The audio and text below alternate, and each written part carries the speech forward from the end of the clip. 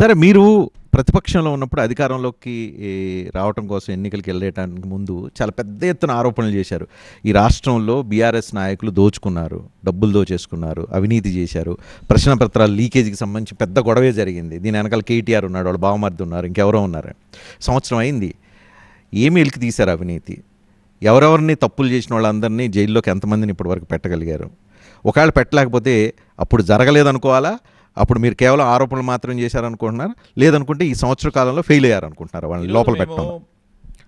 ఒకటి, మా మేనిఫెస్టోలో భాగంగా కాళేశ్వరం ప్రాజెక్టు సంబంధించి ఏం చెప్పామండి? జ్యుడిషియల్ కమిషన్ వేస్తామని చెప్పాం. జ్యుడిషియల్ కమిషన్ వేసాం, నివేదిక పూర్తి స్థాయిలో రావాలా. అదేవిధంగా ఇంకో కమిషన్ కూడా విద్యుత్ పరంగా ఉన్న అంశాలను కూడా వేశాం.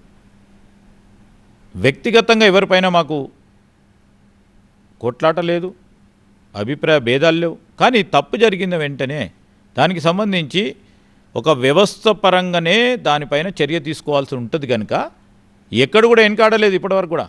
ఈరోజు ఉదాహరణకి రజనీకాంత్ గారు నాకు పడతలేదు, రేపు పొద్దున జైల్లో పెట్టమని రేపు పొద్దున చెప్తే అదే కదా దానికైనా మీనింగ్ ఉంటుందండి? ఇప్పుడు అదే కదా జరుగుతుంది. ఇప్పుడు అది జరగడానికి ఒక మెట్టు వచ్చింది అని చెప్పి అంటున్నారు.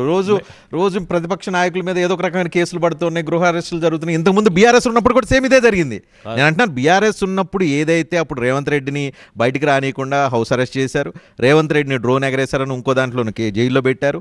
చాలామంది కాంగ్రెస్ నాయకులు అదే పరిస్థితి అనుభవించారు. ఇప్పుడు కాంగ్రెస్ అధికారంలోకి వచ్చిన తర్వాత బీఆర్ఎస్ నాయకులు సేమ్ సీన్ అనుభవిస్తున్నారు. లేదండి, ఈరోజు పూర్తి స్థాయిలో వ్యవస్థను అడ్డుకోవాలని ఈరోజు అప్రజాస్వామికంగా చట్టవిరుద్ధంగా చేస్తే ఎవరికైనా చట్టం తీసుకుంటుంది చర్యలు. కానీ ఈరోజు వ్యక్తిగతంగా ఎవరిపైన ఏం చేయటం లేదు.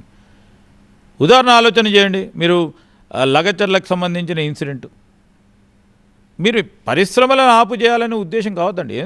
అధికారులను కొడతారండి? ఎప్పుడైనా అధికారులను కొట్టినరా? కాంగ్రెస్ ప్రతిపక్షంలో ఉన్నప్పుడు అధికారులను ఎవరైనా కొట్టినరా? అధికారులను భయభ్రాంతులను చేసినరా? ఏ విధమైన ప్రయత్నం జరుగుతూ ఉంది? ఈరోజు మీకున్న ప్రజాస్వామికమైన హక్కును ఉపయోగించుకొని చట్టవిరుద్ధంగా పనిచేస్తామంటే చట్టవిరుద్ధంగా పనిచేసినా కానీ ఖాళీ కూర్చోండి, మీరు నోరు మూసుకోండి. ప్రజాపాలన కనుక నోరు మూసుకొని కూర్చోవాలి, మీరు ఈ విధంగానే ఉండాలా.